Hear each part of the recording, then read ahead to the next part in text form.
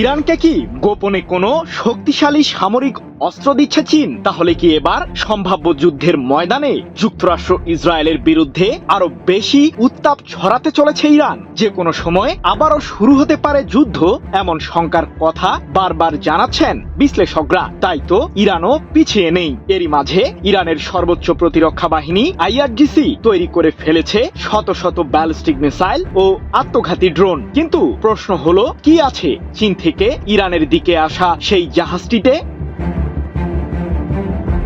ইরানের সামরিক শক্তিকে ধ্বংস করারই পায়তারা চালিয়েছিল যুক্তরাষ্ট্র ও ইসরায়েল। এমনকি সাম্প্রতিক যুদ্ধের মাঝেই মার্কিন প্রেসিডেন্ট ডোনাল্ড ট্রাম্প বহুবার দাবি করেছেন যে ইরানের বেশিরভাগ ক্ষেপণাস্ত্র কেন্দ্র ধ্বংস হয়েছে। কিন্তু যুক্তরাষ্ট্রের শাসকের সেই দাবিকে ভুল প্রমাণিত করেছে তেহরান। আরেকটি যুদ্ধের জন্য এরই মাঝে ব্যাপক প্রস্তুতি গ্রহণ করেছে ইরানের সামরিক বাহিনী, যে বিষয়টির সতর্ক বার্তা এরই মাঝে দিয়েছে IRGC।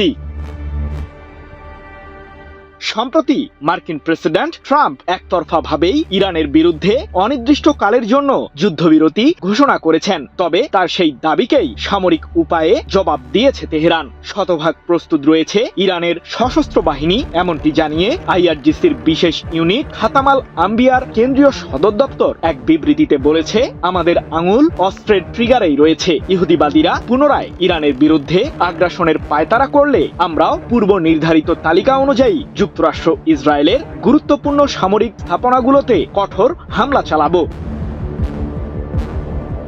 প্রশ্ন হলো, কেমন হবে ইরানের এবারের সেই হামলা? যুক্তরাষ্ট্র ইসরায়েলের বিরুদ্ধে সাম্প্রতিক যুদ্ধবিরতির মাঝেই IRGC তৈরি করে ফেলেছে শত শত ব্যালিস্টিক মিসাইল ও আত্মঘাতী ড্রোন, যেগুলো দিয়েই মূলত নতুন যুদ্ধের ময়দানে ঝাঁপিয়ে পড়ার শপথ নিয়েছে ইরানের সশস্ত্র বাহিনী। আর ইহুদিবাদীদের মাঝে ভয় ধরিয়ে দিতে ক্ষেপণাস্ত্রের সেই বহরের বেশ কিছু ভিডিও ফুটেজও প্রকাশ করেছে তেহরান। তাই তো বিশ্লেষকদের ধারণা, এসব মিসাইল দিয়ে মধ্যপ্রাচ্যে থাকা ইহুদিবাদীদের সামরিক স্থাপনাগুলোকে আবারও পাবে IRGC। কিন্তু কয়েকদিনের মাথায় এতগুলো মিসাইল কিভাবে তৈরি করলো ইরান?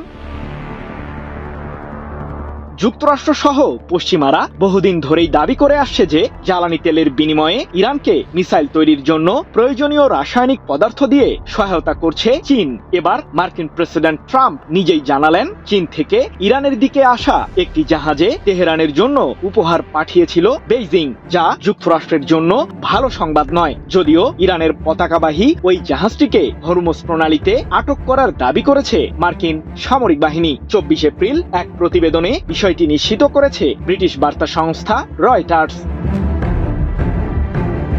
তাহলে কি ওই জাহাজেই ছিল গুরুত্বপূর্ণ সামরিক রসদ? ইরানের দিকে আসা তুস্কা নামের ওই জাহাজটিতে দ্বৈত ব্যবহারযোগ্য সামগ্রী ছিল, যা সামরিক বাহিনী ব্যবহার করতে পারবে বলে ধারণা পশ্চিমা বিশ্লেষকদের। তবে এসব বিষয়কে উড়িয়ে দিয়ে চীনের পররাষ্ট্র মন্ত্রণালয়ের মুখপাত্র গুয়ো জিয়াকুন বলেছেন, ভিত্তিহীন যে কোনো অভিযোগ ও সংশ্লিষ্টতার পুরোপুরি বিরোধিতা করে বেইজিং। ইরানের সাথে চীনের স্বাভাবিক আন্তর্জাতিক বাণিজ্যিক সম্পর্কে অন্য দেশের হস্তক্ষেপ করা মোটেও উচিত নয়।